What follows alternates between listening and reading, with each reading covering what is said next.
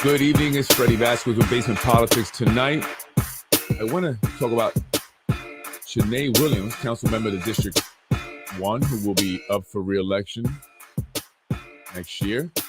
Didn't get on the show, so I'll go over an interview she did, and also an NPR report that they did on police brutality and settlements the city of Yonkers taxpayers paid out. Talk about that.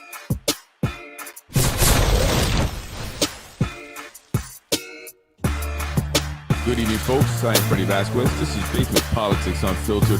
Tonight, we discuss Council Shanae WillIams and the Yonkers police reports of abuse and settlements made over the course of time. Join me.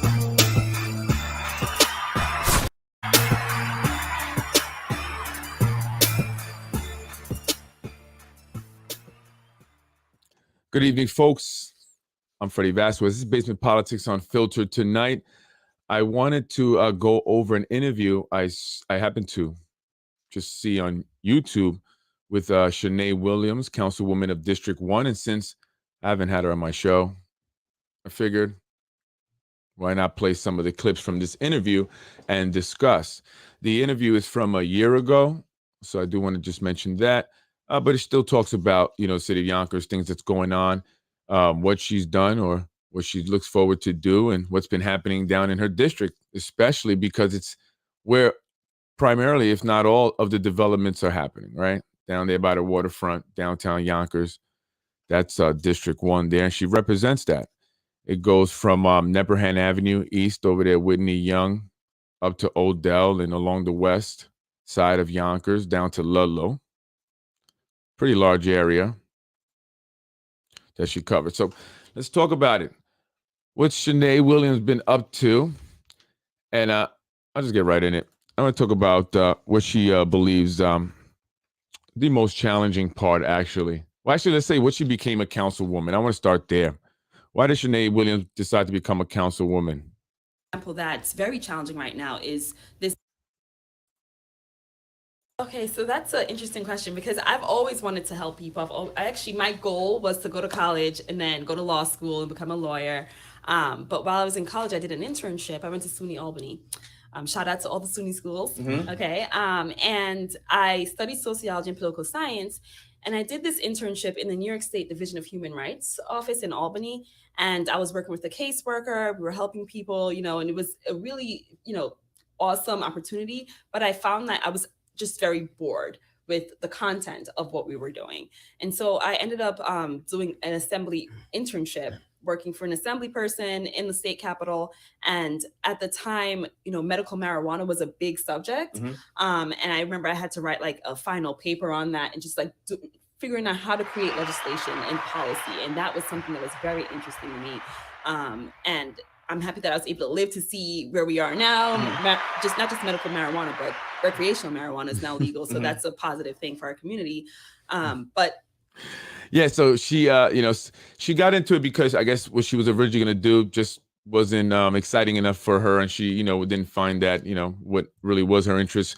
And she did some paper on medical marijuana and the laws, legislation on that, I guess. And she really got into politics. And then eventually she would go on to do an internship at the New York State Assembly under Mike Spano when he was up at the Assembly, and then would come down to Yonkers and intern for the mayor at his office when he was mayor of City Hall. I want to just...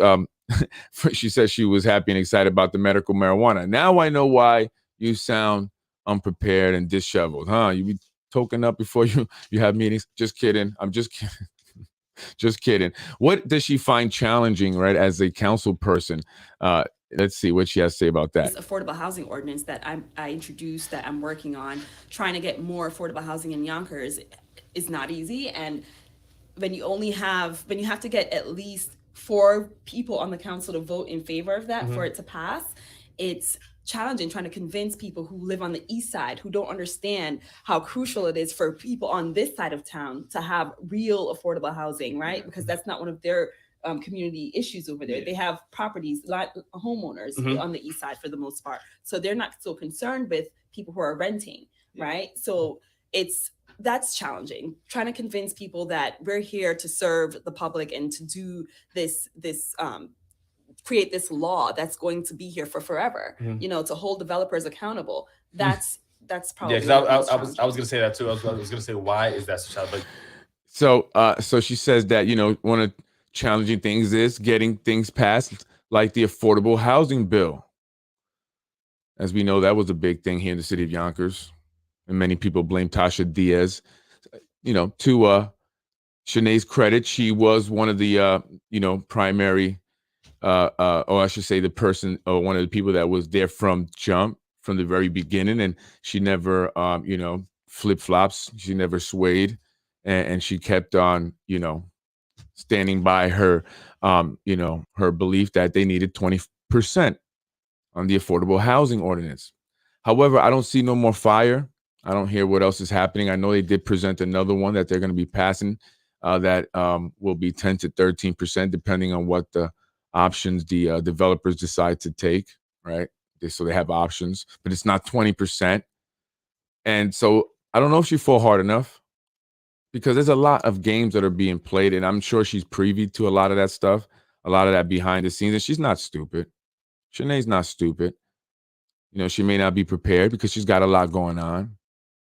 She's, setting up herself up, businesses and her careers and stuff. So, that's her big focus. But, she could have fought harder. She could really expose what's going on and why we didn't get 20%. She says hold the developers accountable, but those are just words, right? Because I believe she has the ability to hold them accountable and to say a lot more as to why we didn't get this affordable housing ordinance passed initially, right? So she then talks about, again, people can't afford to live here in Yonkers, and they're moving. People are leaving. On the waterfront, we're getting a lot of luxury apartments, right? And that's okay. We want to have a mixed community where you have wealthy and, a blended community. But what's not okay is only focusing on bringing people from Brooklyn and from Manhattan to come into Yonkers and not do anything for the residents that's already here. So, the people in Yonkers on average don't make $150,000. They can't afford to pay $3,000 a month on rent. So we want to make sure that we're, providing something for them so that if they need to move into a new apartment, they can afford to stay there. Yeah, because I know most people who are like. So she says that, they're not doing enough for the people that are here. Yeah, right. That's something that I've been saying on my podcast, and a lot of people have said. They're building all these luxury developments when we need affordable housing.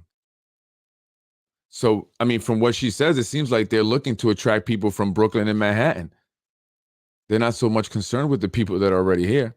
That's what it sounds like to me. But that's what I've been saying on my podcast for a while. People are getting replaced. I don't care if you leave. See you later. Sayonara. And if you own a home, are you selling it? Selling your home? Especially if it's in a good location. So sounds like they want people from, Brooklyn, Manhattan. They're not, they're not too concerned with the people who can't afford, these luxury developments. It's obvious. They killed the housing ordinance. They don't care. They're going to replace you. And that's what she just said. But, so why don't you champion,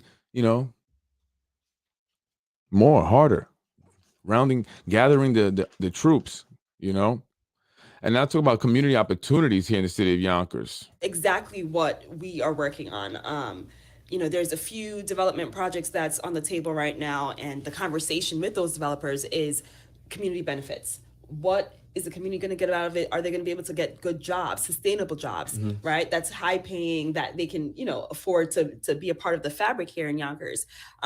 Those are the conversations that we're having. And yes, it's in the works, but it's a process. So it's going to take some time. But I think that, we're on a path where the more progressive we get, the more we hold certain people, the powers that be foot to the fire, the better it is, because we're going to be able to deliver. But that we have to get the community support on that.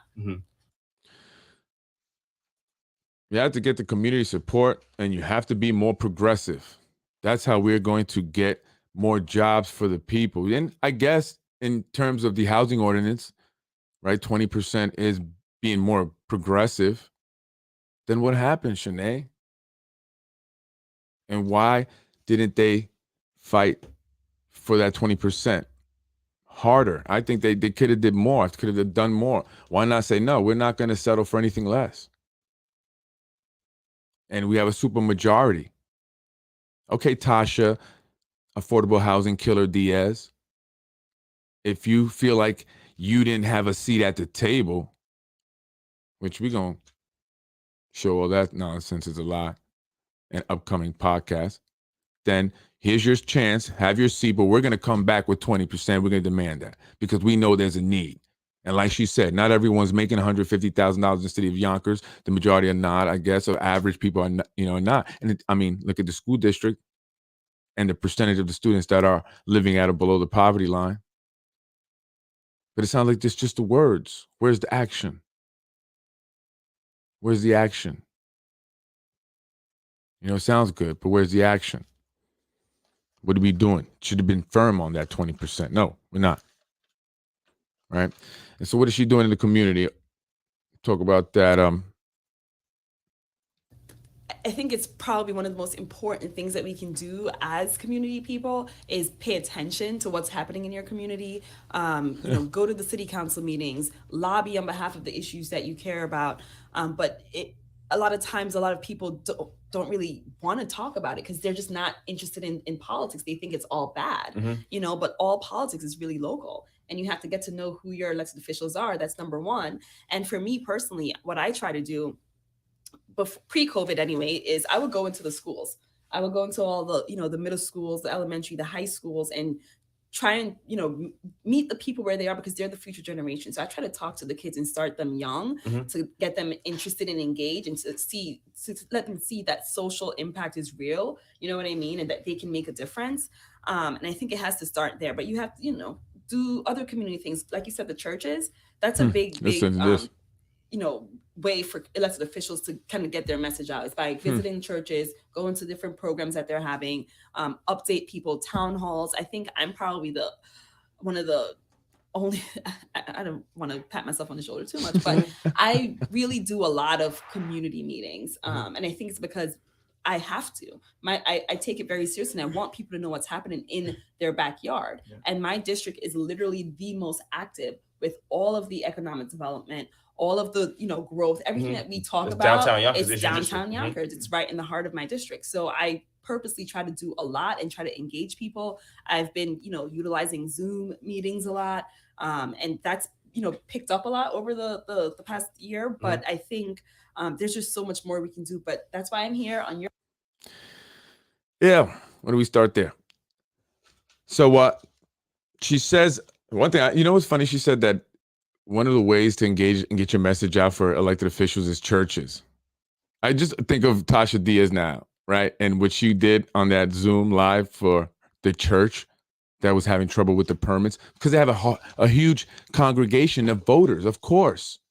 Makes sense, right? That they get their message across, their message for you to come out and vote for me.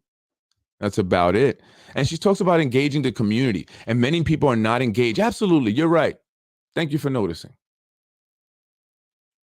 Let's take it back to several weeks ago when there was a shooting on Locust Hill. There was a community event that happened every year. Yeah, you were not there. That was a great opportunity to engage the community, but you didn't go. You know why? Because they don't vote.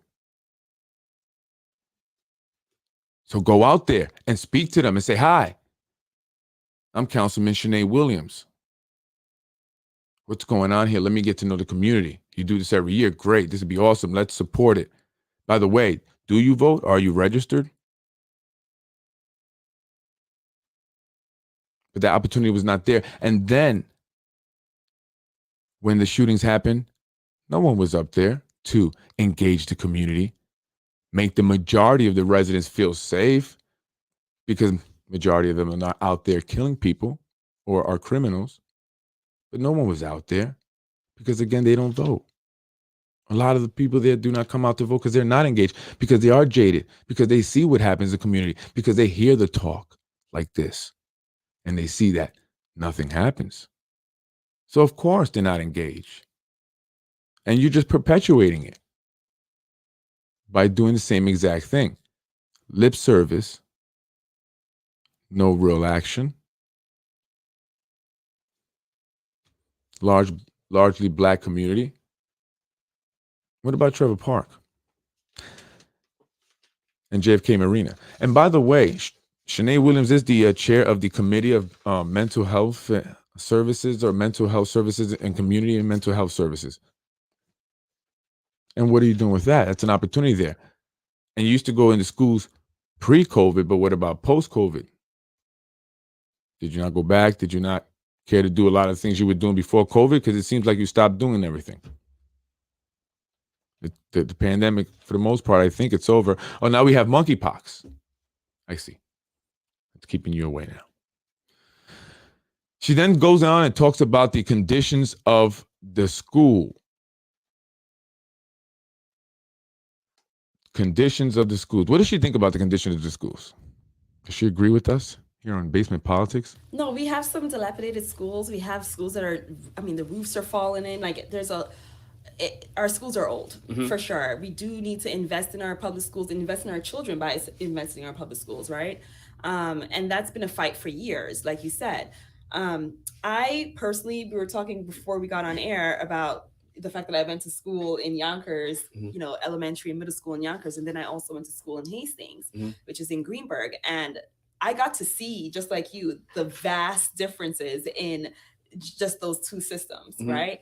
I wanted for nothing in Hastings. Played every sport that I wanted to play, had after school, counselors available whenever I needed them.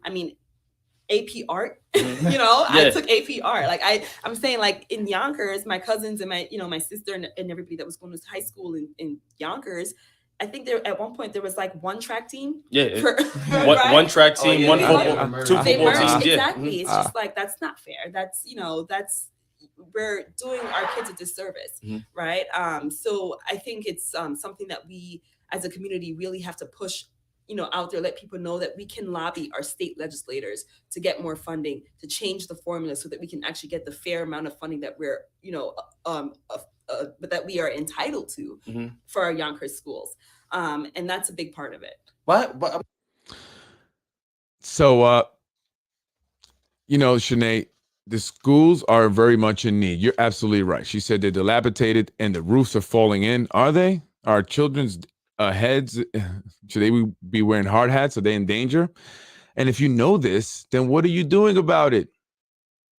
She says that the primary job of the city council is to review the mayor's budget and ensure that every department is well funded so it can function effectively. Well, one of the biggest departments is the education department. It's why people, come to a community and stay in a community, if they have a choice.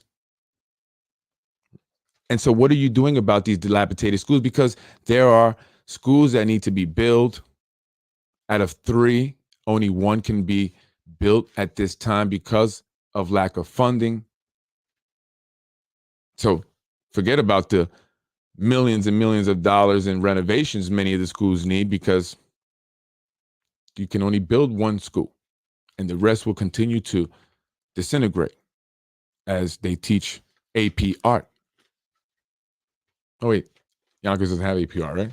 Only Hastings schools does. And I get what she's saying, because I've done, I've had that experience. I've gone to Yonkers public schools in elementary school, middle school. I left in the middle of 9th grade year, and I went to a school district that just was, amazing. It would have blow out Hastings even, and Scarsdale.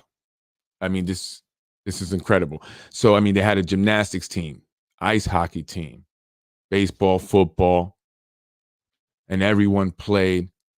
They had middle school, elementary school teams also. They had equipment and all that. Every school, when they started 6th and 7th grade, had a beautiful field that's nicer than every school in Yonkers, and I understand that. So what have you done in your tenure as city councilwoman to see that come to fruition here in the city of Yonkers? Because if I was in office, that's exactly what she's saying there like my mission, because I've experienced that just like she has.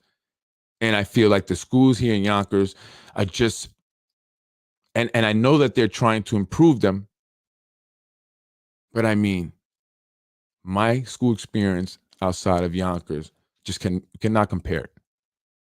And it was a public school.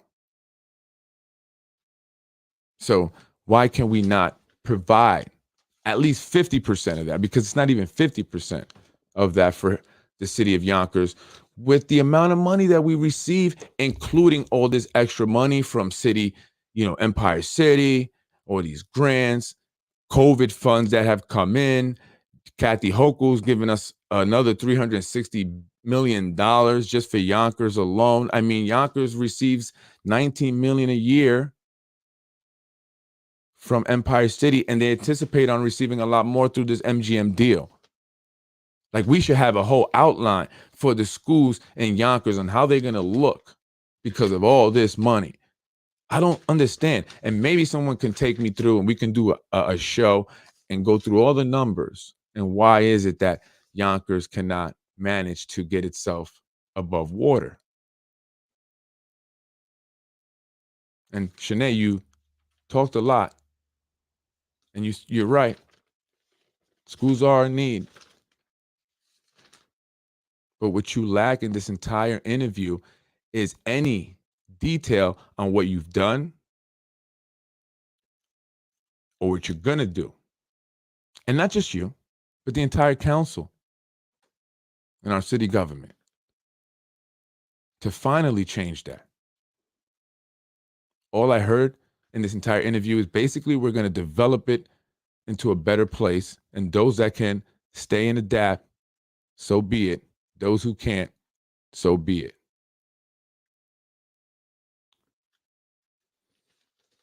As long as you're getting yours, I'm getting mine. What else here? Summer programs, taxes, funding. Let's talk about some taxes, funding. I mean, Yonkers, we pay a lot of taxes, like you said earlier, to New York State. But because we're such a large city, we're the fourth largest city in all of New York. And so they look at us along with the other big five cities and districts throughout New York State, like Buffalo, I think, Rochester, Syracuse, and I can't remember what the other one is. Might be Albany. But my point is, they don't treat us like we are a part of the other communities and municipalities throughout Westchester. They treat us like we are our own little island. They don't give us the same funding that they give New York City schools, even though we should be getting the same treatment as New York City because we're such a big city, right? So we give a lot of money in taxes, but they continuously give us a flat, return every year. Instead of, time changes, we all know this, the cost of living increases year after year. That means expenses, go up.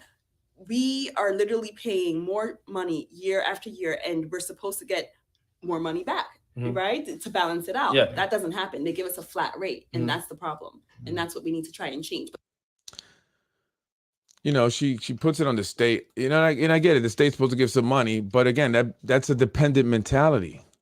And if you go into the New York State Comptroller's reports for the past, I don't know how many years, one of the things they constantly comments and remarks they constantly make on that report is that Yonkers has to become self-sufficient and stop relying so much on their state. So while you're saying we need more from the state, the New York State Comptroller's reports are saying you guys need to stop relying so much on the state. And you do that by managing money appropriately and making sure that you do things that make sense, that are not going to eat up money and not generate any return. And you guys are blowing money in so many ways. I'm telling you. I mean, I can even tie it to the events that happened that fateful weekend where 6 individuals were shot, where you guys have wasted money, no return on your money, but you continue to dump that money there. And that's the problem. And then you blame it on the state. Okay, what's Nader Sage doing? How about Andrea Stewart-Cousins? Have you had a conversation with her? Are you guys not close? Have you not said, hey, Senator Cousins, Yonkers needs more money. We just don't have enough. I would love it to look like the school I went to in Hastings at one time. Nader Sage, New York State Assembly, senators, Shelley Mayer. Maybe we can get a voice in Washington from Jamal Bowman. I mean, it's that bad. The schools are that bad that you should be championed for this. This should be, besides affordable housing, your guys' two main, I mean, that's all we should hear. But what do we hear primarily? And I'm going to wait till I do my series that I'm oh man, you guys are going to like this. I'm producing something. I'm doing a lot of research on it. I just came up with this idea. It's like this light bulb went on. And now it's going to be great. Because all you hear is food distribution, food distribution, food distribution. That is really all you can really claim to fame it. I'm not saying Shanae so much, but she has mentioned it too. But these council members act like you get a council seat and you just distribute food. And as long as you're doing that, you're doing a great job for the city and its residents. It's unbelievable how many times they mention these food distributions. The city parks department, we do have a couple of camp programs that we do. We have Camp Raise and some other stuff, but those are all paid. You have to pay for them. Those are all paid programs. Summer programs. But we do have some stuff. The YMCA is a great resource. Oh, here we go. I mean, it's sure very challenging in Yonkers. It's quite sad, and but we don't have anything through the schools. It's quite sad. We can rely on for the kids over the summer. Mm-hmm. It's quite sad. You hear how she talked? It's quite sad. But you don't do nothing. What are you guys doing? What are you doing? I'm going to go really quick. The last thing. She said this quite sad. Virtual learning. Let's hear what Councilwoman Shanae WillIams thought about the virtual learning that our children went through during the pandemic and how they were affected. We did a hybrid system in Yonkers, and a lot of our kids did not thrive under that process. Kids who were A students are now getting C's and D's, and you can't expect a child to learn through a computer and basically teach themselves from home and be responsible and log in, and you can barely expect a college student to do that, mm-hmm. right? And manage their time and their life well, much less a 14-year-old or a 10-year-old. Mm-hmm. So it's been challenging. The city council in the very beginning, we had to make some, have some special meetings and really go to the bond market to pay for laptops for our children. Mm-hmm. And that still wasn't enough. We had to work with different community partners to get, donations for kids who needed access to remote learning, mm-hmm. So it was very challenging.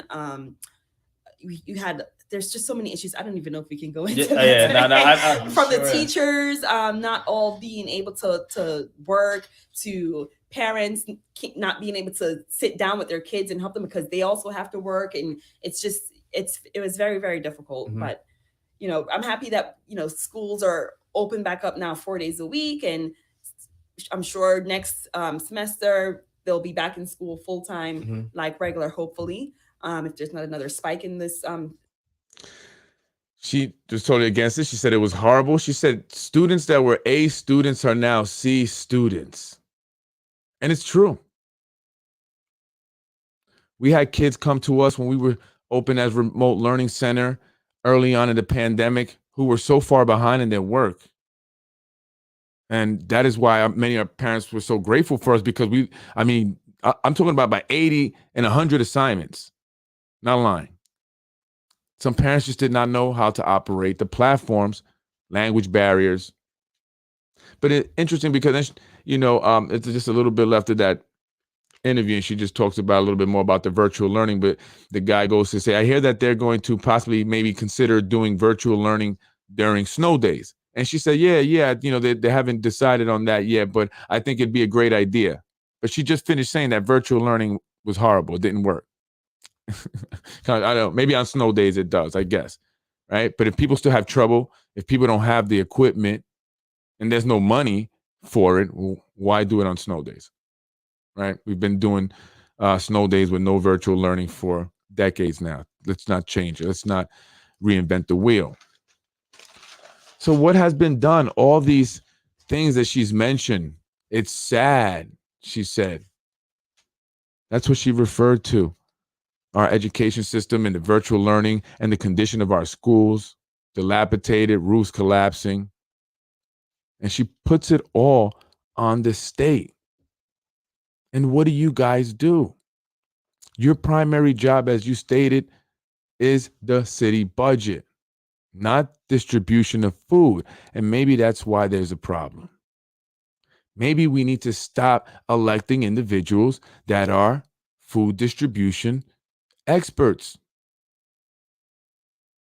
and elect individuals that can manage something successfully.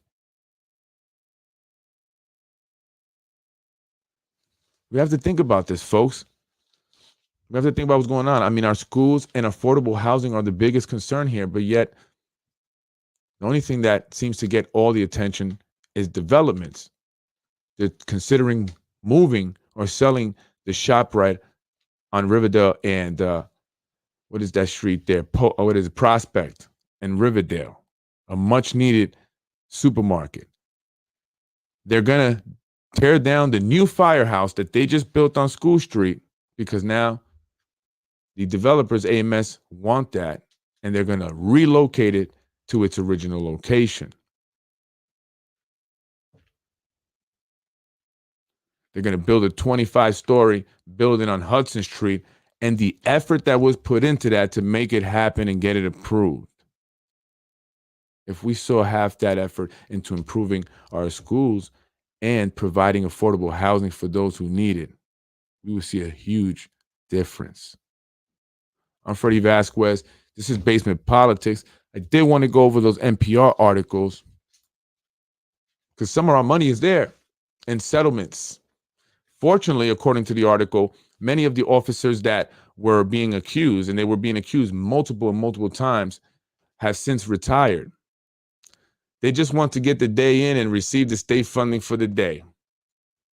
It's easy that way. Blame it on the state. But then be specific, Shanae. Who represents Yonkers in the state? Be specific. Are you saying we need to blame them? I mean, I don't know. What are you saying?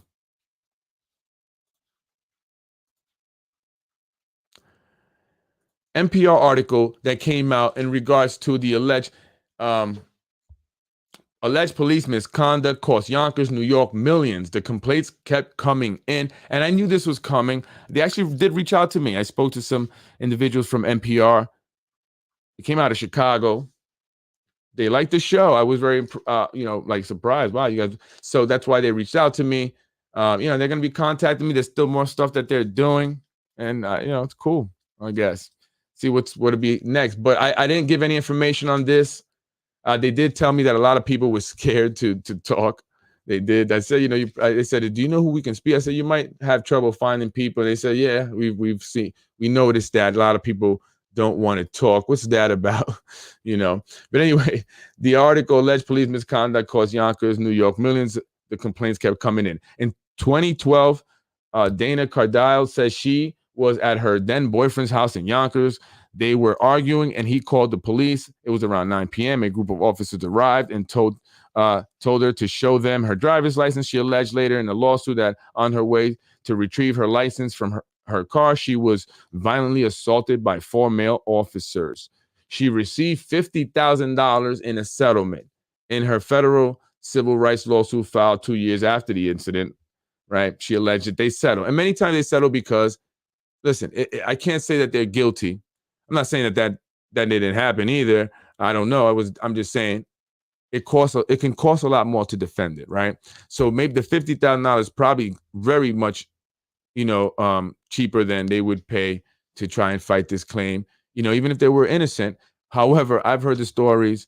I know people that, personally that would have no reason to lie, but this was a long time ago. And I know the police department has improved a lot. And this article also talks about the changes that have been made since then, right? But they just talking about how many complaints were coming in and how much money Yonkers paid. Yonkers is a small city just north of New York City. The Yonkers Police Department does not look like the community it serves. Yonkers is 19% Black and 43, I would say, percent Latino. But the police force of about 600 officers is nearly 75% white, according to the department. NPR obtained records of payouts by the city of Yonkers for incidents of alleged misconduct that took place between 2007 and 2020. When the city of Yonkers settled cases, it was made clear that they and the officers involved in the lawsuits denied any wrongdoing. We focus on this period. I'm just going to go over some of their findings. Among our findings, during this period of the Justice Department's investigation and oversight, there were at least 102 lawsuits that alleged misconducts that resulted in either a settlement or a jury verdict. The vast majority of cases, 95, were settled with the city and officers denying any liability. 7 payouts came after jury verdicts against the city in which the plaintiffs were able to make their case in court. So they were found guilty. The cost of the city of Yonkers totaled more than $5.5 million, according to our analysts of the court documents. The average payout was about $55,056. Some of them were as low as $1,500. And there are guys out there and gals that are professional lawsuit artists. So we have to balance this, right? But the police have changed a lot. I know, I think they're doing a lot better job. I think they're definitely, I grew up in Yonkers, 80s and 90s, and man, it was kind of rough. My family got beat up by the cops. They did. And the lawsuit didn't go anywhere. There was a whole thing with that. That was a little scam too with the attorney. The majority of these plaintiffs claims that the officers used an excessive amount of force, such as being beaten by officers' baton or being thrown against vehicles. Other allegations included false arrest, illegal search and seizures, infliction of emotional distress, destruction and theft of property, evidence tampering, sexual abuse, delayed medical care, religious discrimination, and the falsification of search warrants and other documents. In 2 cases, lawsuits were filed by family members of people who died during an arrest. Many officers were sued repeatedly over the years. At least 10 officers were named between 4 and 9 times in the lawsuits we reviewed. The city paid hundreds of thousands of dollars to settle cases involving the alleged misconduct. Still, the officers often received departmental awards, and in 2 cases, a promotion. But again, I guess if they weren't actually found guilty, they just settled, they can still be awarded and promoted. Back in the day, man, yeah, it used to be rough. People used to get beat up, the old school guys, man. And, I know people that would get beat up, we've seen it, we heard the stories. So, but I think that's changed a lot. I think the culture's really changed. It's 2022. You're still going to have, of course, allegations and stuff. That's never going to end. However, is it, what it once was? No, no, not anymore. And I'm sure now, they're not going to allow, and I could be wrong, but officers to continually to get, reports and lawsuits filed against them, and they have to constantly settle without them being fired, at this point. I think a lot of that has changed. But yes, the taxpayers had to pay all this. And again, here we go, Shanae. This is what you have to keep your eye on.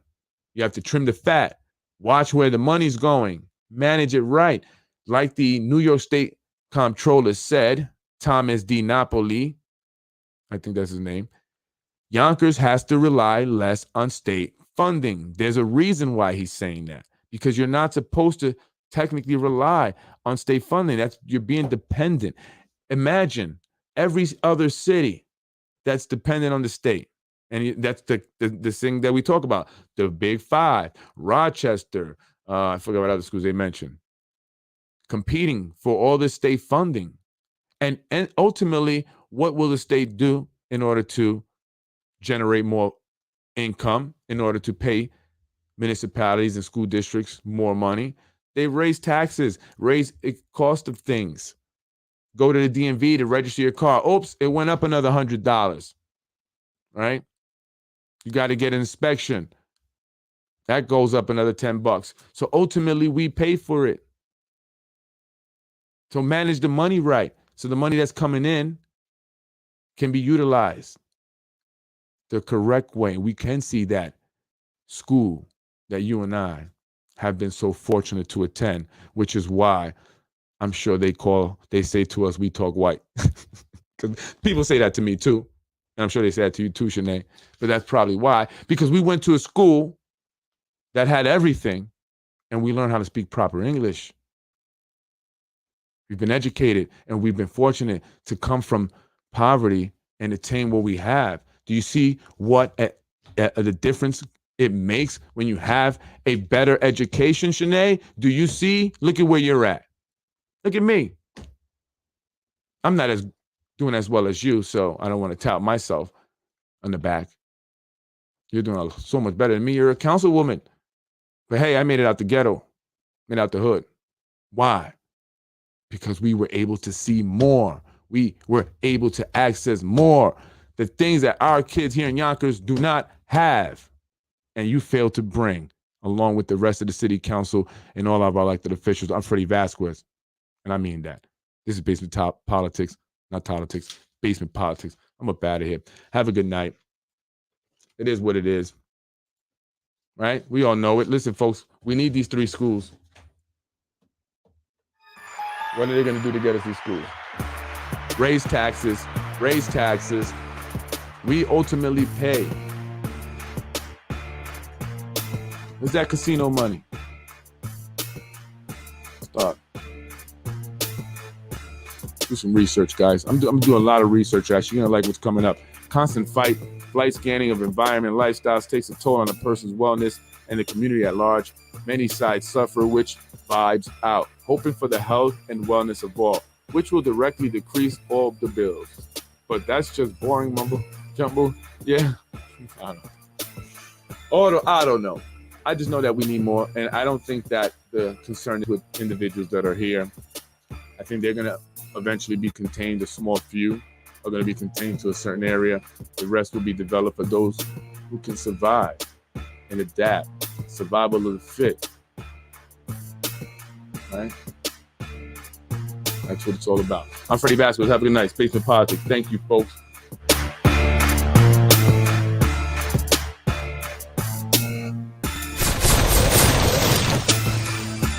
Freddie wins.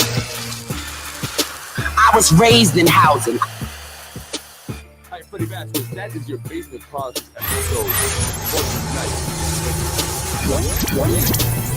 Dude, prepare yourself because I have some good stuff coming up. Doing a little bit of research. Actually, I'm doing a lot of research. Had a light bulb go off. And I just thought about how to approach all this. Yeah. It'll be good. So I'm working on some episodes, some podcast episodes, and let's see what's going on here in the city of Yonkers. I got a lot of research already. I just have to go through all that information that I have. Finally start putting it together. I'm Freddie Vasquez. Have a blessed night. Peace out. Freddie wins. Fatality. In another one, Mr. Rumo lied to me. You're watching Basement Politics with my dad, Freddie Vasquez. You're watching Basement Politics with my dad, Freddie Vasquez. Freddie wins.